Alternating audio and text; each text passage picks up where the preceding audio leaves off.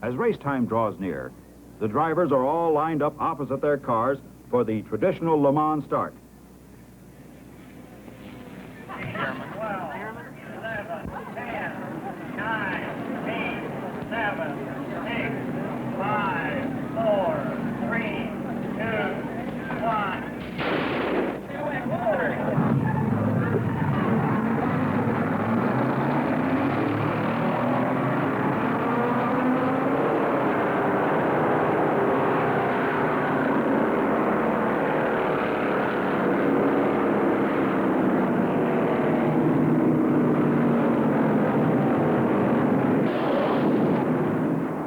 Smash up at the start.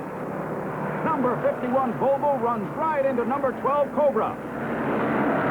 And number 16 Cobra can't get started. Tough break for the Fords. Under MG Bridge, and Gurney on the inside makes his move. He takes third from number 4 Chaparral.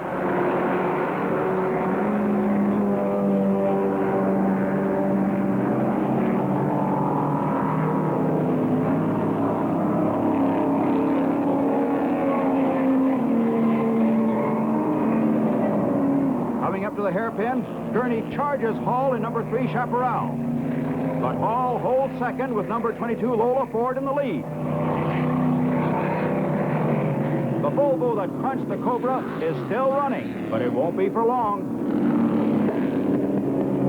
Well, let's take off a wheel and look at the suspension. Bad luck for Richie Ginther. He's in the pits with handling problems. Down the back straightaway, Gurney challenges Hall for the lead. And takes it. Number 10 GT gets out as the leaders begin to lap the slower cars. The Fords are now up to full strength.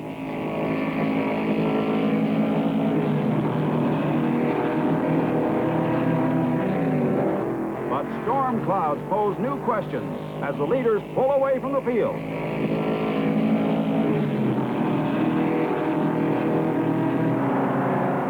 This is what Sebring looks like to Dan Gurney. All he sees is 5.2 miles of flat road as it twists and turns through the S's and straightens out for the approach to the hairpin.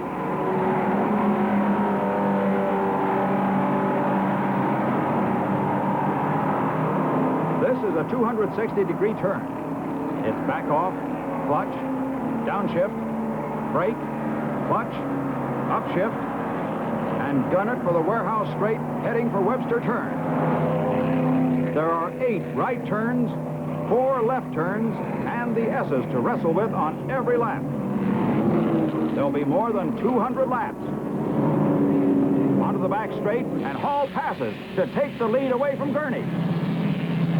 But there are 11 hours to go.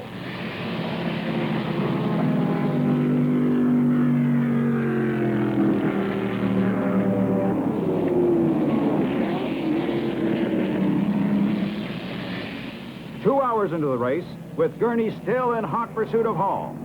The first scheduled pit stops begin, and some stops are routine. Some are not.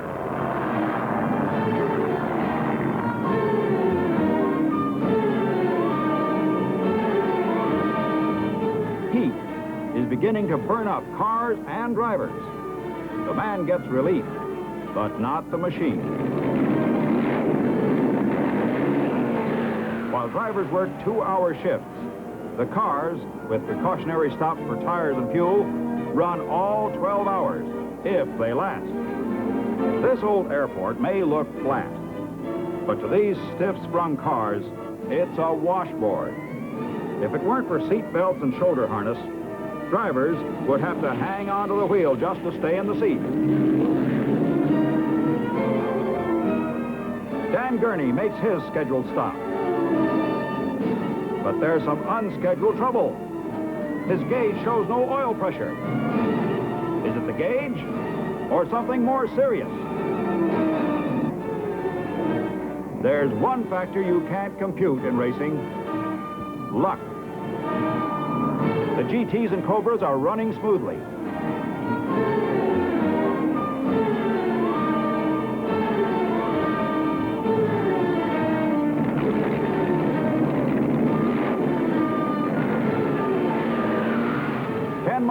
takes his victorious Daytona car out in 4th place.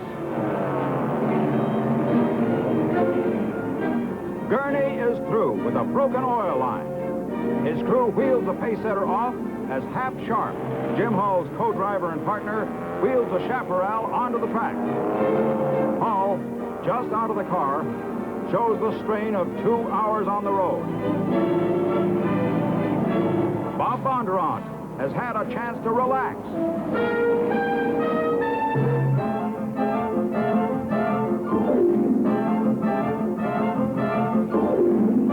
And the spectators?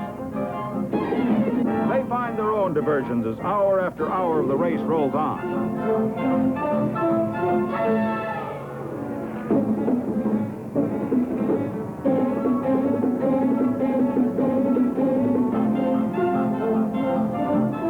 In a long afternoon, stomachs and stocks need replenishing. At the halfway mark, tired muscles and jangled nerves begin to take their toll.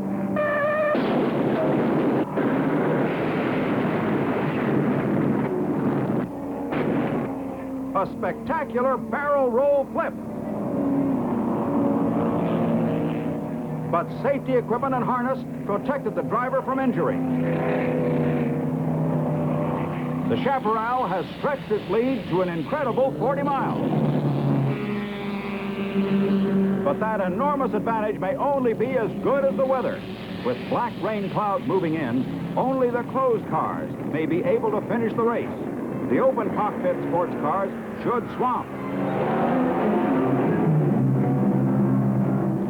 Carroll Shelby, with 1 GT and 4 Cobras running strong, is delighted at the prospect.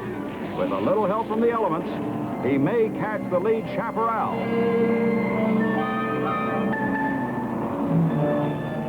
The magic hour, 6 o'clock, and it may be a new race. The crowd covers up, and here comes the deluge.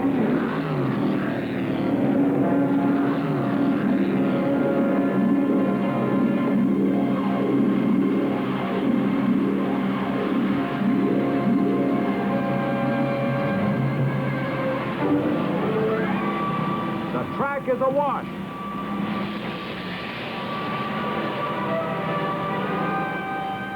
Cars look more like speedboats as they plow through the submerged race course. The chaparrals are slowed, but they keep on plugging. How can they do it with their carburetors vented straight up? An old Cobra swamps, and so do the open cockpit Ferraris. The closed GTs, Ferraris, Porsches, and Fords begin to close in on the chaparral, cutting the lead in half.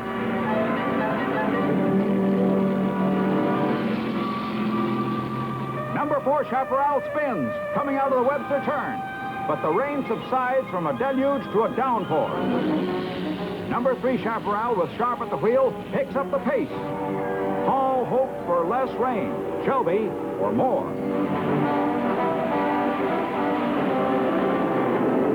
With a 20-mile lead, Sharp turns the car over to Hall for the final 2-hour shift. But the rain starts up again. There's still a chance if the chaparrals slow down and the GTs and Cobras step on it. Sebring is the World Series of U.S. sports car racing with 3 major classes of cars: Sports Unlimited, Grand Touring Prototype, and Grand Touring. Although everyone wants to be first overall, all class victories are equally important. The Ford GT is leading the Grand Touring Prototype class, and the Cobras are leading the Grand Touring cars. The chaparral is leading the Sports Unlimited class.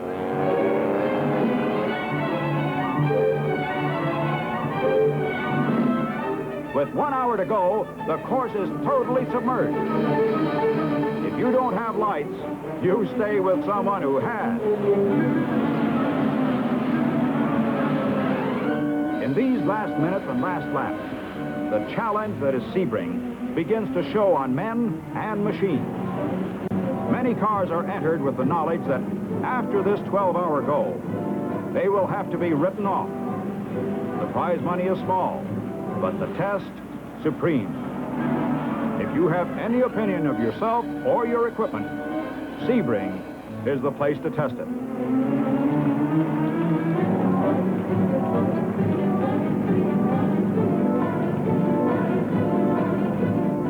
A few seconds to 10 o'clock. Everyone waits tensely. Suddenly, the 12-hour Sebring Grand Prix of Endurance is over. The chaparral roars out of the darkness and wet to claim victory for America.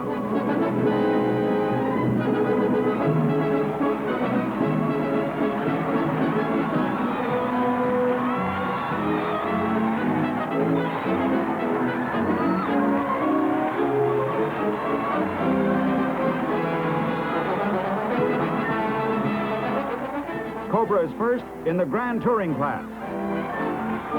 Number 11 Ford GT is first in the Grand Touring Prototype class. 30 days that shook the automotive world. 2 races, the Daytona Continental and the 12 Hours of Sebring.